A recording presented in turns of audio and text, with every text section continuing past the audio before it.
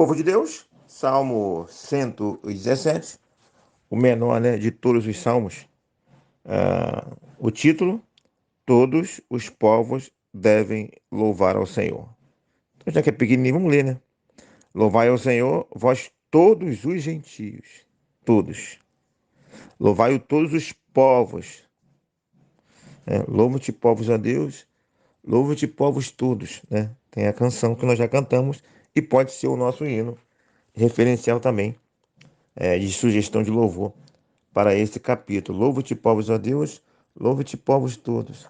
Alegre-se as terras e nações, alguma coisa assim. Está lá no YouTube. Porque muito é a sua misericórdia para conosco, e a fidelidade do Senhor subsiste para sempre. Aleluia. Ok? O destaque aqui é a questão do gentio, né? Nós já conversamos, já aprendemos que tudo começa nos capítulos iniciais do filme, começa com Deus que está voltado unicamente para um povo exclusivo, único, que é o povo judeu, né? Isso, começando tudo em Abraão, e lá em Abraão ele já tinha, né, falado do restante do filme, já tinha dado sinais do restante do filme. Em ti serão benditas todas as famílias da terra. Todas as famílias da terra.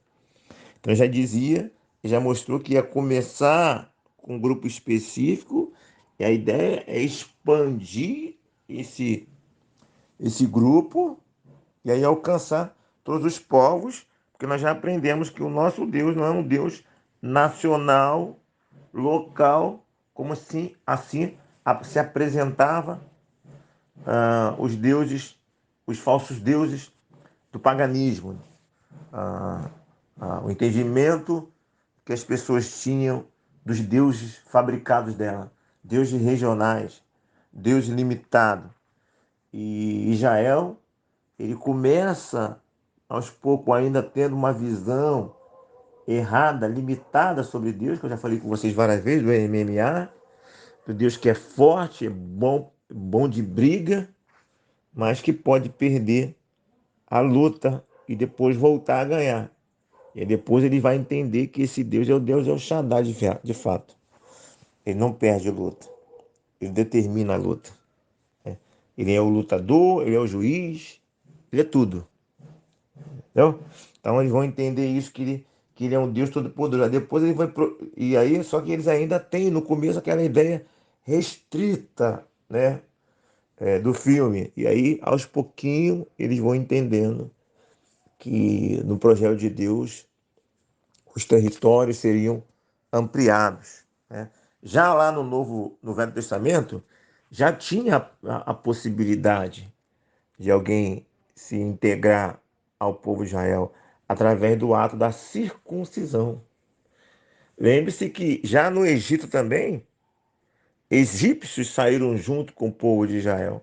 Inclusive, há quem diga que muitos desses egípcios é que foram os agitadores da rebelião, né, das rebeliões. Então já saiu lá com os egípcios, que os egípcios viram as manifestações do poder de Deus, abandonaram os deuses do Egito e foram com Israel para o deserto. É isso? E no decorrer da história você vai ver momentos onde pessoas de fora são integradas ao povo de Israel. Lá em Josué foi enganado, não é isso? Josué foi enganado pelos gibeonitas, né? E aí se tornaram participantes do povo de Deus.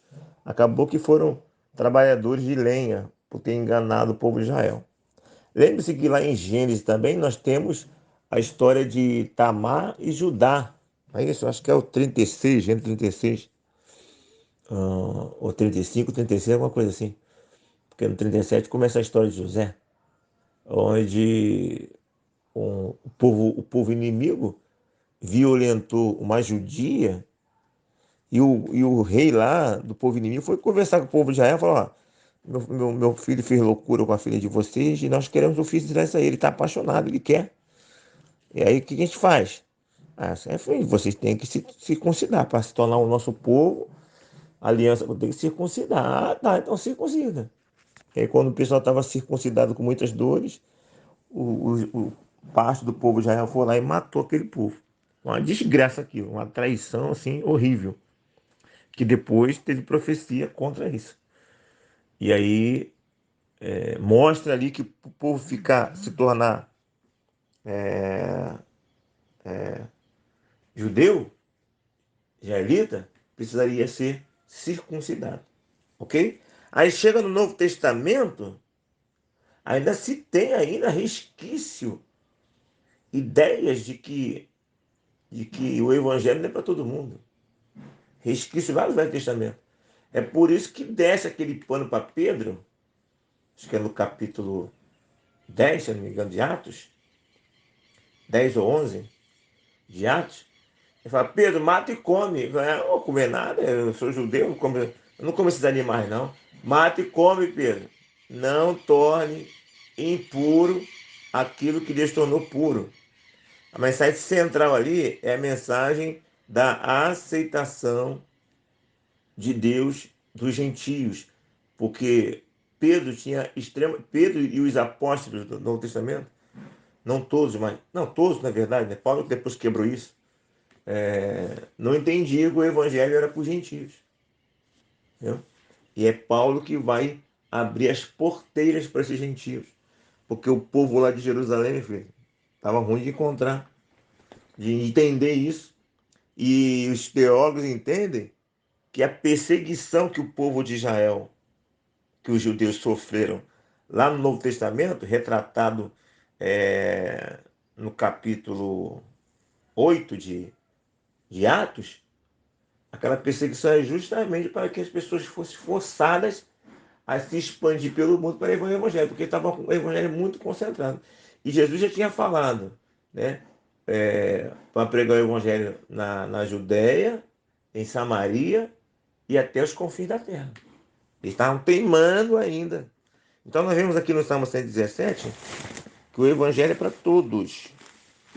O evangelho é para todos, né? Todos os gentios são convidados a louvar o Senhor. Afinal de contas, o salmista, o Salmo 150 fala: tudo quanto tem fôlego louva o Senhor, louvar o Senhor. E vários salmos é um convite para que as nações louvem ao Senhor.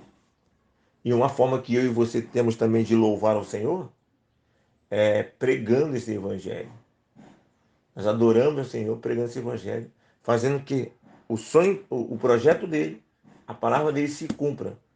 E nós devemos trabalhar para que essa palavra se cumpra. E como ela se cumpre, uma das facetas, pregar o evangelho, chamando os gentios para louvar e engrandecer ao Senhor, porque esse é o projeto original. Lembra que eu falei com vocês? O evangelismo não é a questão mais importante da igreja.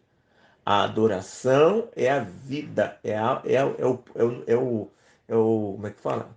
É o ponto número 1, é a prioridade máxima da igreja, a adoração.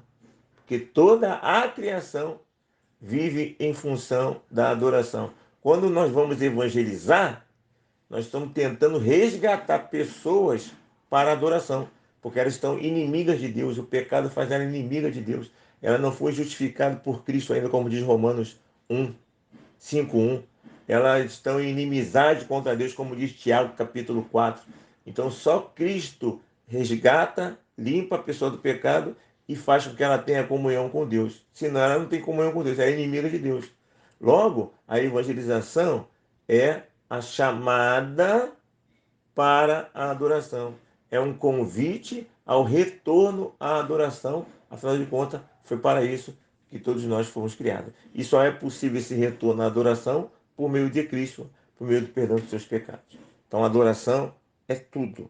E que possamos pregar o Evangelho para que gentios e todos os povos, como diz o versículo 1, possam alcançar misericórdia, adoração e praticar a adoração ao Senhor. Aqui, pastor René Ricardo, pense em todas essas coisas e que Deus nos abençoe.